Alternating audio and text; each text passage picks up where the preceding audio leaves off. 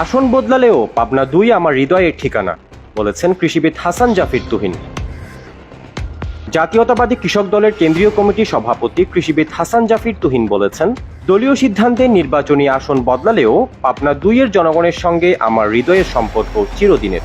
বৃহস্পতিবার এক আবেগপূর্ণ বার্তায় তিনি বলেন, প্রিয় পাবনা ২ এর নেতাকর্মী, শুভাকাঙ্ক্ষী, ভাই ও বন্ধুদের জানাই সালাম ও ভালোবাসা। ছাত্রজীবন থেকে আমি পাবনা ২ কেন্দ্রীয় রাজনীতিতে সক্রিয়। এখানকার মানুষ, মাটি, নেতৃত্ব আমার রাজনীতির শেকড়। তিনি জানান, বিএনপির কেন্দ্রীয় সিদ্ধান্ত অনুযায়ী আগামী জাতীয় সংসদ নির্বাচনে তাকে পাবনা ৩ আসনে প্রার্থী হিসেবে কাজ করতে বলা হয়েছে।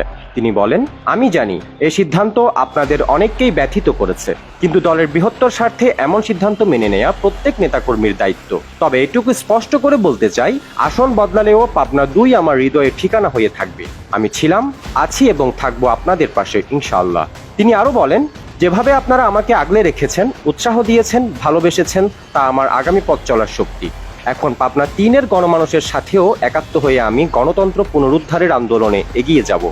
তুহিন আরো বলেন, আমরা দেশনেত্রী খালেদা জিয়া ও দেশনায়ক তারেক রহমানের নির্দেশনা অনুসরণ করে গণতান্ত্রিক বাংলাদেশ প্রতিষ্ঠায় ঐক্যবদ্ধভাবে কাজ করব। গভীর কৃতজ্ঞতা জানিয়ে তিনি আরো বলেন, আপনাদের ভালোবাসা ও সমর্থনই আমার সবচেয়ে বড় অর্জন। দলীয় নির্দেশনার প্রতি আনুগত্য রেখে আমি যেখানে দায়িত্ব পাবো সেখানেই জনগণের সেবায় নিয়োজিত থাকব।